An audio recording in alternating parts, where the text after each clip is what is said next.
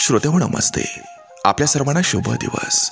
श्रोते हो, कुणाच्या सांगण्यावरून आपल्या मनामध्ये एखाद्या व्यक्तीबाबत चांगलं किंवा वाईट मत बनवण्यापेक्षा आपण स्वतः 4 पावलं चालून समोरासमोर त्या व्यक्तीशी संवाद साधून मग खात्री करायची असते. कारण नाती जपण्यासाठी संवाद आवश्यक आहे. बोलताना शब्दांची उंची वाढवायची असते, पण आवाजाची नाही. कारण पडणाऱ्या पावसामुळं शेती पिकत असते, विजांच्या आवाजामुळं नाही. वाहतो तो झरा असतो आणि थांबतं ते डबकं असतं. डबक्या डास येतात आणि झऱ्यावर राजहंस.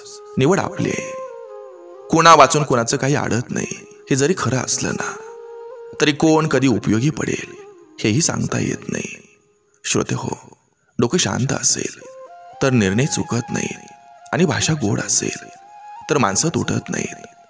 जे तुम्हाला मदत करायला पुढे सरसावतात ना, ते तुमचं काही देणं लागतात म्हणून असतं, तर ते तुम्हाला आपलं मानत असतात म्हणून.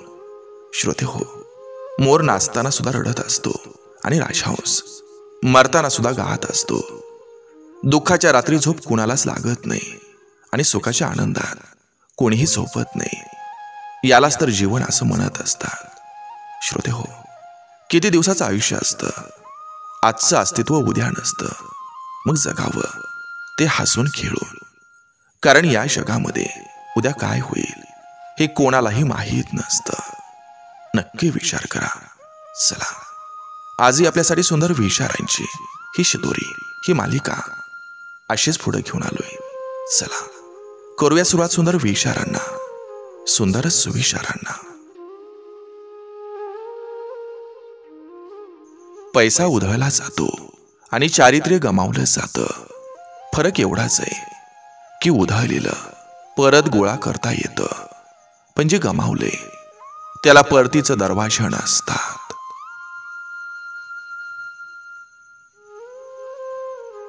आपल्या चांगल्या काळात आपण कोणाच्या पाठी उभं राहणं हे माणुसकीचं कर्तव्य आहे. आपल्या वाईट काळात देव आपल्या पाठीमागे उभं आहे ही भावना येणं म्हणजे त्या कर्तव्याचं फळ असतं.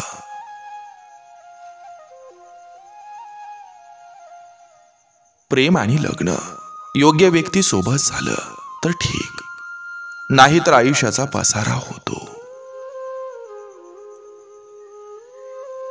पृथ्वीपासून स्वर्गापर्यंत जाताना मध्ये जो टोल नाका लागतो त्याला हॉस्पिटल म्हणतात.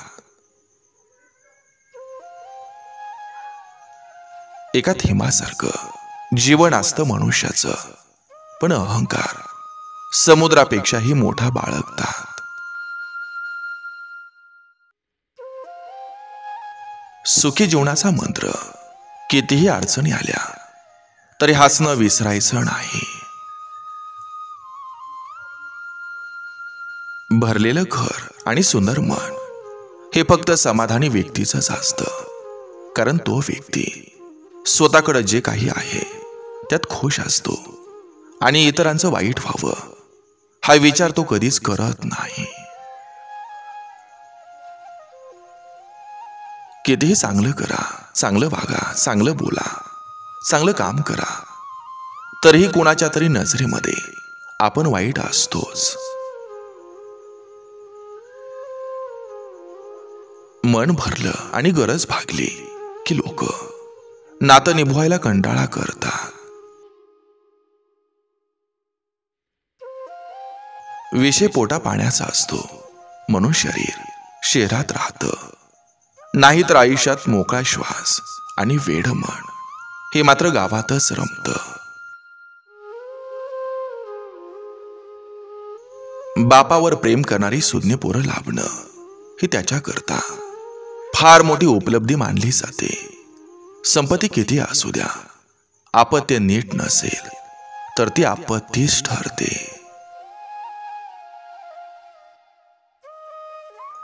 गरजेपेक्षा जास्त ओझं घेऊन जाणारा माणूस शेवटी बोलतोच. मग ते ओझं वस्तूचं असो, गर्वाचं असो किंवा अभिमानाचं. वय हे सरलेल्या वर्षावर नाही तर सोसलेल्या गोष्टीवर ठरत असतं. अत्यंत महागडी, न परवडणारी, खऱ्या अर्थानं ज्याची हानी भरून येत नाही अशी गोष्ट किती उरले याचा हिशोब नसताना आपण जे वारेमाप उधळतो ते म्हणजे आयुष्य.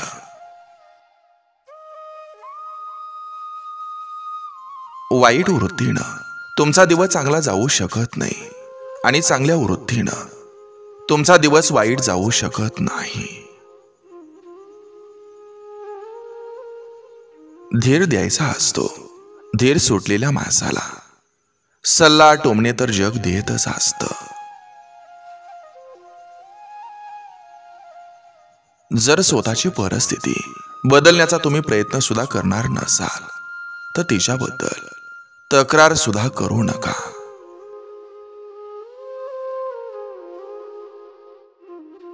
खचलेल्या बापाला आधार देता येत नसेल तर मुलगा म्हणून घेण्याचा अधिकार नसतो. नाव मिळवायला खूप दिवस जातात, पण नाव घालवायला काही क्षणही लागत नाही. आयुष्य सुखानं जगण्यासाठी जे निवडले ते आवडून घ्यावं लागतं.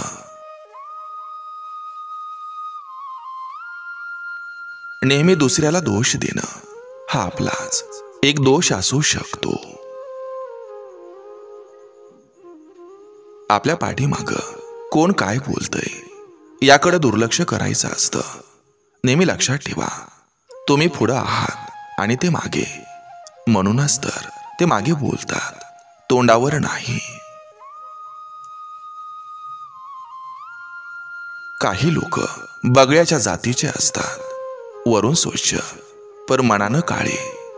त्या बगळ्यापेक्षा कावळा बरा, जो वरूनही काळा आहे आणि आतूनही काळा आहे. देवाची पूजा करून आई मिळवता येत नाही, पण आईची पूजा करून देव मिळवता येतो. माणसाला त्याचं भोग हे भोगूनच संपवावं लागत असतात. ते टाळता येत नाही, कारण तो त्यांच्या कर्माचा हिशोब असतो. वासनेशिवाय प्रेम याचा अनुभव प्रत्येक माणसाला उभ्या आयुष्यात एकदा तरी यावाच. ती एक अमोघ शक्ती आहे.